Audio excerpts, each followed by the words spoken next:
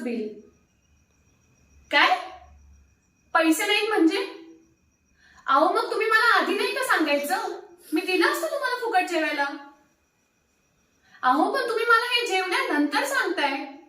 ते काय मला माहित नाही, तुम्ही माझे पैसे द्या. काय म्हणाला? ओ, ही कारणं ना मला देऊ नका. माझं पाकिट घरी राहिलं, माझ्याकडे सुट्टे पैसेच नाहीये, सगळं ना माझं पाठ झालंय हो आता. मी काय आज नाही चालवत हे हॉटेल, त्यामुळे तुम्ही मुकाट्याने माझे पैसे काढा. ओ, माणुसकी नाहीये कोणाला म्हणताय तुम्ही?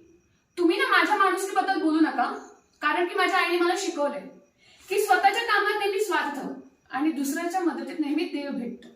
आणि मी म्हणूनच इतरांची नेहमी मदत करत असते. त्यामुळे तुम्ही मला हे सगळं शिकवायची काही गरज नाही. नाही त्याचं काय आहे की मी तुम्हाला पण दिलं असतो फुकट जेवायला, पण तुम्ही माझ्याशी खोटं बोललात, मला फसून तुम्ही माझे डबे खाल्ले, त्यामुळे तुम्हाला काही माफी नाही. ए मटका, यांना जरा किचन मध्ये घेऊन जा. ओ, तुम्हाला काही किचन फिरायला नाही पाठवते मी, भांडी घासायला पाठवतीये. जा, दिवसभराचे सगळे भांडी घासा.